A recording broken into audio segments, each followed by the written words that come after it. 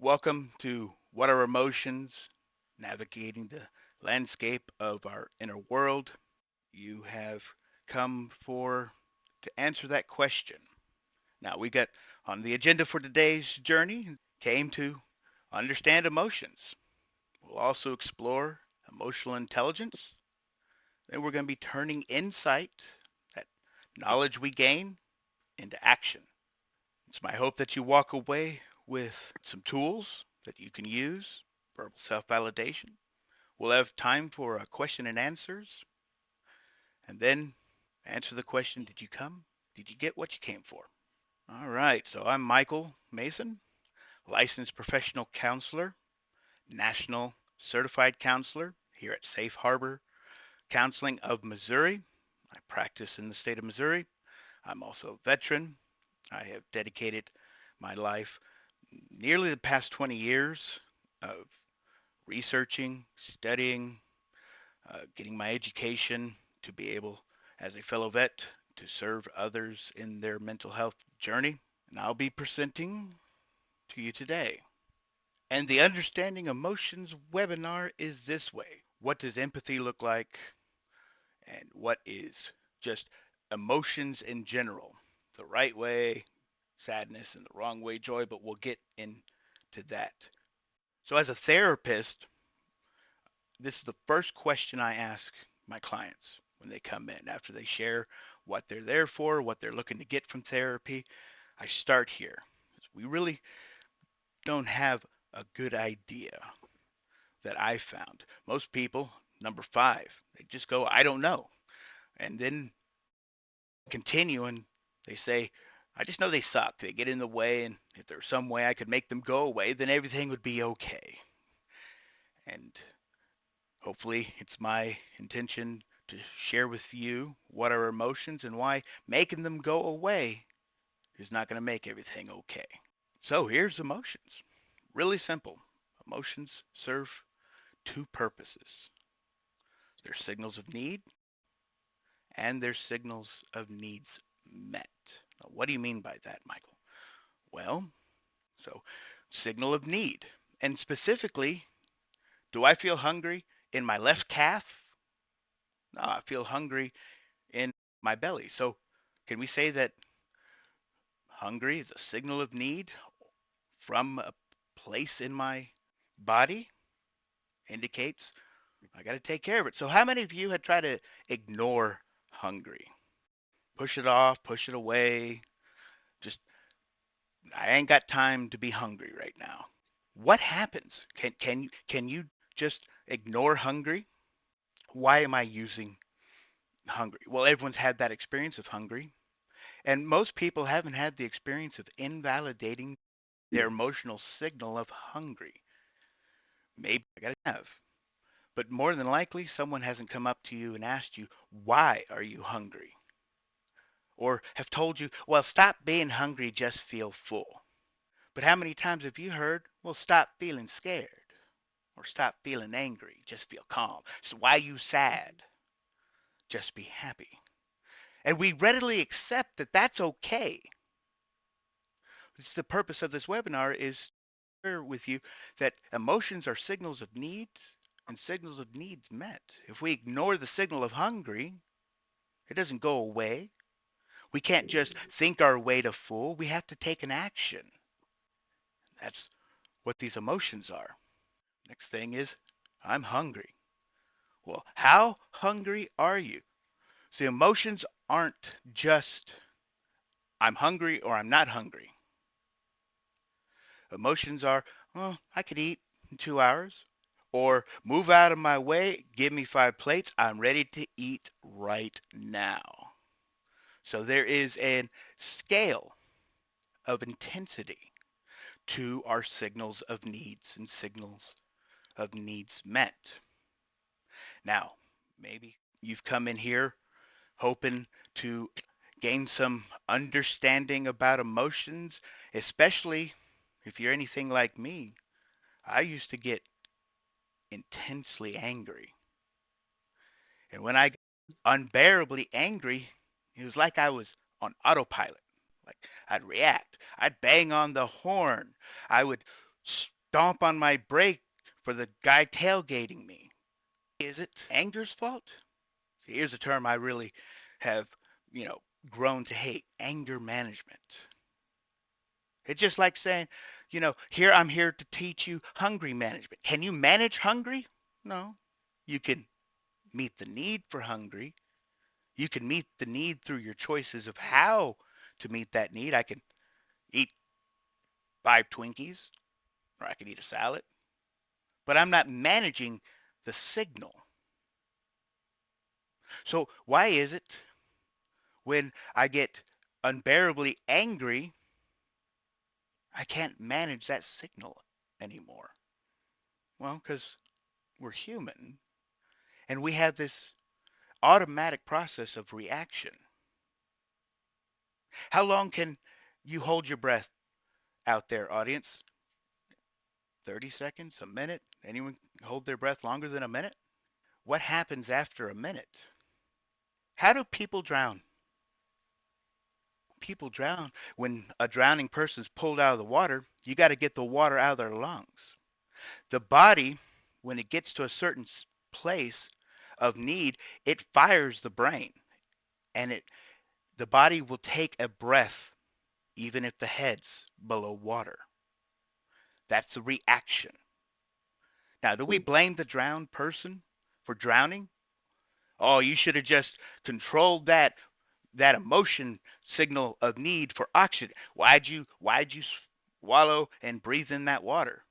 But how many times have we blamed ourselves for our reactions to our signals of anger, fear, and sadness? How many times have we been judged and condemned because our body reacted and attempted to get what it needed? I'm not going to give you tips and tricks on how to convince yourself you're not feeling what you're feeling. It's my hope that after this webinar that you walk away and understand that anger is a signal of need, a need that I need respect, a need that I need right behavior from others. Fear is a signal of need, a need that I need safety. Sadness is a signal of need, a need that I need community. I need acceptance. I need love. Jargon time. So how many of you here have heard these words? Closure, process. Let me share with you something that you can grab a hold to, something that has made a difference in my understanding and the client's understanding that I work with. To do that, I need to ask, how do you know when you've gotten enough food to eat? Again, a signal of needs met when I feel full. So watch this. I have a signal from my body indicating a need from my belly. I'm hungry. I think about what I want to eat. If I'm with others, they ask, hey, what you hungry for? We make a plan and then we eat. And then we get the signal from our body that says, I'm full. My needs have been met. That's a closed process. So here in therapy, essentially, as a therapist, what I do is I create space for people to feel those signals of needs. If we've just understood that signals of needs don't go away until they're met, oh, we've gotten really good at hiding, denying, repressing, invalidating, pushing them off to the side. Where did they go? Well, they're still there. So in therapy and in your own life, we can take that time, and we'll get into this more in emotional intelligence a little bit later, but we can take that time to feel those signals. I'm angry. I'm sad. I'm scared. What do I need? Or maybe there was an event in your past that was really scary and you didn't have the opportunity or the ability to get the safety you need. That signal is still in your body. So we got to revisit that time, usually in a therapeutic setting. Bing bong, revisited that time with sadness. And sadness didn't fix it. Sadness didn't try to push it away. Joy. Sometimes you just want to slap joy. The character. Sadness sat with Bing Bong. Bing Bong was able to feel his grief of the passing of Riley into a new stage of her life. And he felt heard and he felt seen. And that brought him closure, a completed Right. process. All right. So here's a question for the audience. Which emotion do you find most challenging? I've already volunteered. One of my larger challenges in life is the emotion of anger. There are emotions underlying our judgments. Maybe we grew up believing that we couldn't feel certain things. We couldn't feel fear. We couldn't feel sadness. We couldn't feel anger. Maybe we were judged as children when we spoke up and advocated for ourselves. We were told we should be seen and not heard. So we've taken these judgments and applied them to these emotional signals. It sounds like we all need attention. Signals of sadness in general indicate our need for attention. We all need safety. And when we see others getting the things that we need, it's a complex emotion. It's an emotion plus a judgment from our past that actually stymies our ability to get that need met. Imagine if we could remove that judgment. That's my hope for this webinar, that we can remove the judgments off the emotions. I feel what I feel. I'm hungry because I'm hungry. I'm sad because I'm sad. I'm angry because I'm angry. I'm scared because I'm scared. And I recognize that I can either get what I need, find safety, or I can ask for what I need. I need attention. So even that word, if you notice, as we've been talking about, the word jealousy, envy is also another one, that there's this connotation, there's this negativity, there is this shame and judgment that's on it. It's my hope that after this webinar and as you continue along your path, that we can remove those judgments off and really just sit and process through, what is it that I really need? We're culturally taught that there's certain feelings. I can say I'm hungry all day long. I'm not going to get the Mhm. why are you hungry just be full. But how many of us have had the experience of why are you sad? Why are you angry? We've been taught that there are certain cultural expectations, but it doesn't make much sense when you come from a human viewpoint. That leads us right into our next section. Emotional intelligence. What primarily constitutes emotional intelligence? And can emotional intelligence be developed over time? So I'm gonna hold off on giving the answer key. Of course, those that were able to download the digital workbook, it included an answer key. We will come back to this. Let's get into what is emotional intelligence. The ability to recognize and understand and manage our own emotions, and recognize and understand and influence the emotions of others. So it's a set of actual skills. So let me ask you this.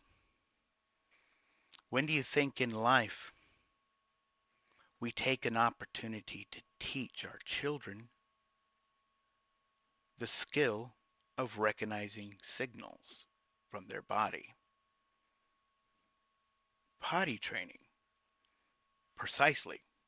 How do we know when we need to use the restroom? And if anyone's potty trained uh, anyone, they understand automatically that babies don't come out of mommy knowing the signal of their bowels or their bladder. We actually spend Right. concerted time with our children, and concerted time was spent on us for us to learn how to feel the signal of our bowels and our bladder and how to meet that need without pissing all over the floor. Now, there was considerable time put in to each one of our own potty training. And unfortunately, that seems to be where our culture stops. Imagine if we can also put in considerable time on learning how to feel our signals of need of fear, anger, and sadness, and learning how to meet those needs without, pissing all over the floor, per se. So I share this piece because emotional intelligence is a skill just like potty training. Potty training could be put underneath the umbrella of emotional intelligence. It takes self-awareness, self-regulation. We gain empathy, motivation, and social skills with that. And I'm using that as the example as we continue to dive in further to each one of these pieces. We'll start with self-awareness. We've got to have take that time and that concerted effort to really feel our signals of bowel and bladder. Well, now it's become second nature. But if you've ever Mm. potty trained, it's hey, what do you feel? Where do you feel? The goal of potty training is not just the feeling, but then what do you do after you've recognized that a feeling? Well, that's the next piece. That's the emotional self-regulation. You don't just let a rip, tater chip. Hey, where's the restroom? I gotta go. I like using these examples of of emotional intelligence, like I'm hungry and I need a pee, because everyone can relate to them. It seems like our culture likes to put the I'm scared, I'm angry, I'm sad in a separate little box, but we're humans. We don't have separate boxes for these signals. We have signals of need and signals of needs met. So as we continue, it's my hope that as we develop our emotional intelligence through this webinar and through other things that in our work in our life, that we can grow in this skill, which leads us to the next piece of emotional intelligence, empathy. So going back to joy and sadness, joy was offering sympathy, scolding sadness. Sadness was offering empathy. Now I like how Renee had mentioned that you can't empathize with others unless you first understand, have felt, and processed through that signal yourself. I can empathize real well with people that need to go to the restroom real bad right now because I've had that experience. Until I've been able to accept and feel those signals within me, then I won't be able to empathize with how you're feeling. So other two pieces of emotional intelligence is motivation. I've had clients come to me and go, Michael, I'm just not motivated. As you are starting to understand and learn, motivation actually comes from validating the signals. That's why I love that meme. You think that guy on the bike is scared? He's feeling some fear. He's motivated to find his safety.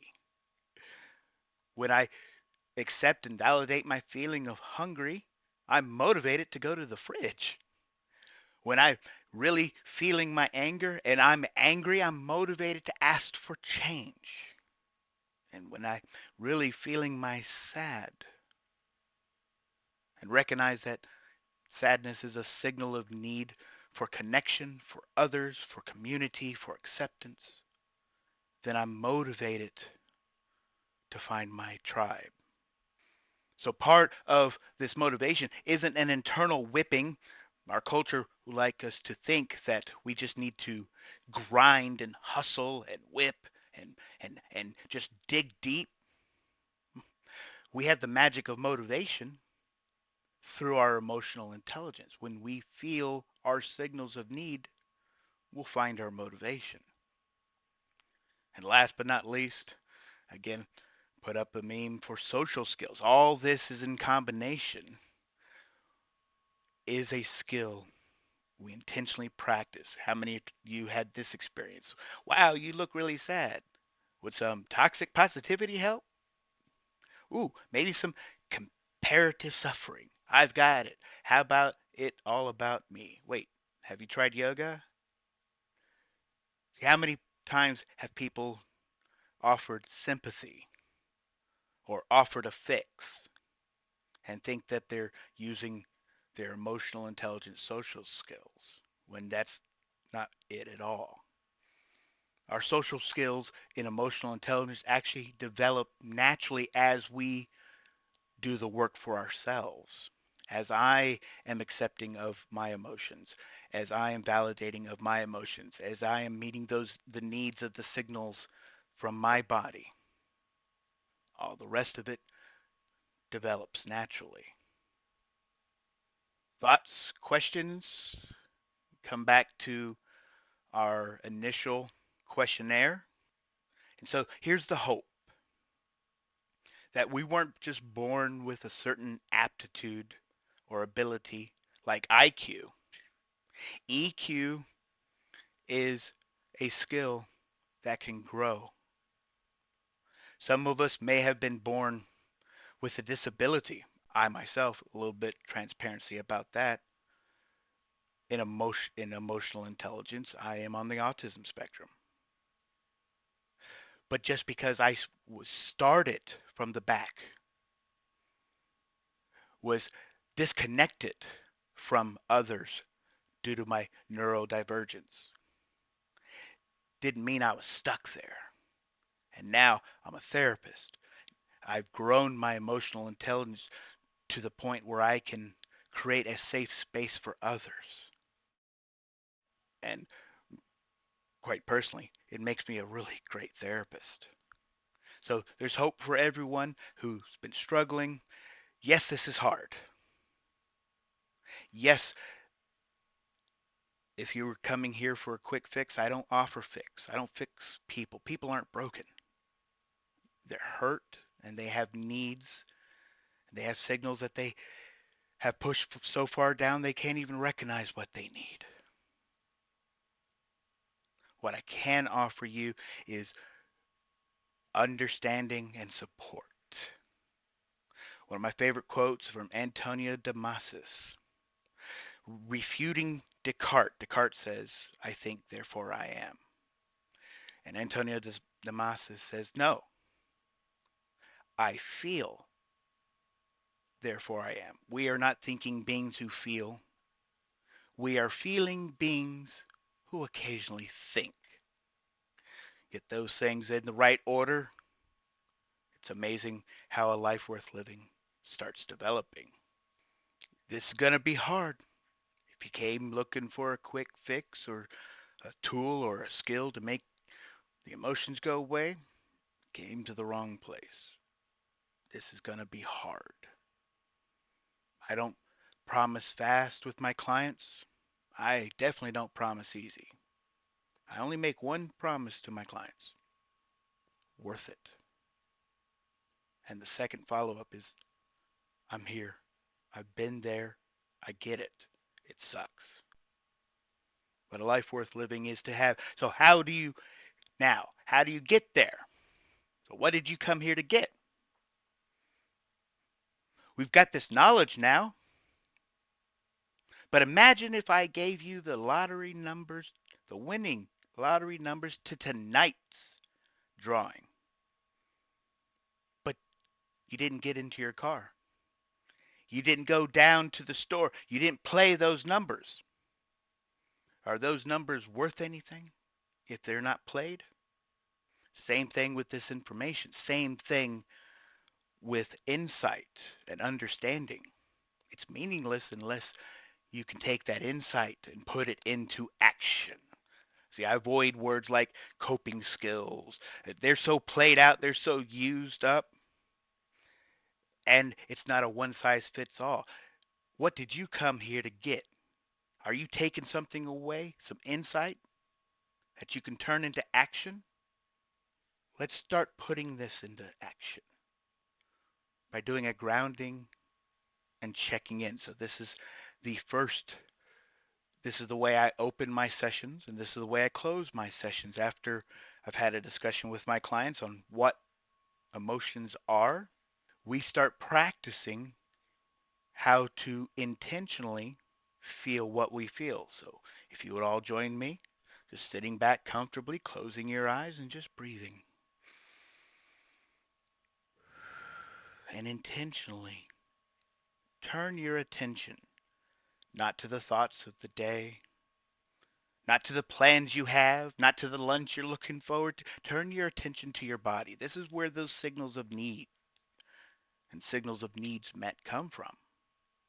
Give it, give yourself the attention you need. Give your body the attention it needs. And feel what you feel. Not just feeling the feeling, feel where it is in your body. Are you feeling sad? I feel my sad right here. Are you feeling scared? I feel my scared in my chest. I feel my hungry in my belly. I feel my anger in my fist and my the stress in my back and the tightening of my lats. So once you have found what you're feeling and where in your body you're feeling it, open your eyes. And once everyone has checked in with themselves and know what they're feeling and where they're feeling it. So this is a skill. This is with intention. So yes, turning insight into action, learning to intentionally feel our own signals and meet our own needs or recognize when our needs have been met. That's just as important as feeling sad, angry, and scared. Isn't to feel our full is just as important, to be mindfully present of when our needs have been met, to find that closure in our life. That's a skill too. So what have we been doing? This all has comes underneath a big fancy word called psychoeducation. It essentially we're learning about being human, the psychology, the way we think, the way we feel, and it leads to our own personal growth. So here's a nice fancy slide because it's this psychoeducation that's the foundation of our emotional wellness. It's my hope that everyone that came to our webinar today is looking for some more emotional wellness in their life. I know I am. In fact, one of the reasons why I became a therapist is 22 veterans killing themselves is 22 many a day. And it gives me an opportunity to continue to do my own work and focus on my own emotional wellness. Of course, we know the key benefits of the psychoeducation. It serves as a foundation. It brings us knowledge, but not just knowledge. When we turn that insight into action, it helps us become even more adaptive because the wind is still going to blow.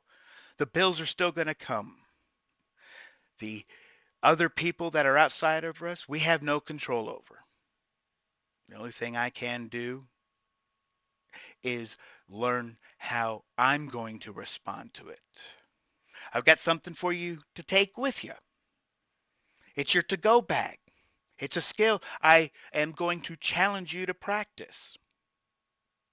To put all this insight into action, I'm going to put it in a nice little paper bag for you to take with you. How many of you out there have felt the hungry and said it out loud? I'm hungry. I imagine I'm seeing every hand raised. Yep, absolutely. What you're doing there when I'm saying I'm hungry, you're verbally validating that signal of need. And if you're with somebody who cares about your well-being, they turn to you and go, what you hungry for? Now, if you're with somebody who doesn't care about your well-being, you say, I'm hungry, and they say, why are you hungry? Just be full. Well, that may not be the right person to be around. But how many times have we said, I'm scared? I'm angry. I'm sad. If you're with the right type of people, they'll say, like, oh, yeah, that is scary. What do you need? But here's the takeaway. Here's your to-go bag. I'm going to challenge you that when you feel what you feel, say it out loud. Because when I say I'm hungry, my mind turns to the fridge or turns to lunch. When I say I'm scared, my mind turns to meeting the need. So that's my challenge. That's my to-go bag for you. For the next week or the next 2 weeks, what you're feeling, take that moment, say it out loud, and see if something doesn't change. We know the definition of insanity is doing the same thing over and over and expecting different results. If you came to this webinar, you came expecting different results. I'm challenging you to make changed behavior and see if when I change something in my behavior, if life doesn't change around me. I'd like to hear back from you and your experiences through this exercise. So what's your growth path? I asked you what you come to get. It's my hope that I've handed you a couple things that you could go with, but where do we go from here? How do we enhance our emotional intelligence? How do we develop adaptive strategies for ourselves to build these skills and to cultivate that internal locus of control that I can, I want, I need, not you need, you should, would. How many of you should on yourselves? I should on myself. Well, I've been working. That's been primarily my work to stop shoulding on myself. But that'll be another topic for another webinar. As we draw this webinar to a close, let us revisit the essential insights we've shared today. Understanding emotions. We've explored the rich tapestry of human emotions and their vital role in our daily experiences. Remember, emotions are not just reactions, but signals calling us to action. Emotional intelligence. We learned that recognizing and managing our emotions is key to personal and professional success. It empowers us to navigate life's complexities with greater awareness and control. Coping strategies. The techniques and mindfulness practices we discussed today are your tools for maintaining emotional equilibrium in a turbulent world. Incorporate these strategies into your routine and observe the transformative effects of your mental health. Psychoeducation. Knowledge is indeed power, especially when it comes to emotional wellness. The more we understand ourselves, the better equipped we are to grow and thrive. Personal growth. Each emotion you encounter is an opportunity for development. Use these experiences as stepping stones on your path to resilience and fulfillment. So take each one of these insights with you as you continue on your journey. And now, a final word as we conclude today's session. I want to thank you for joining us today.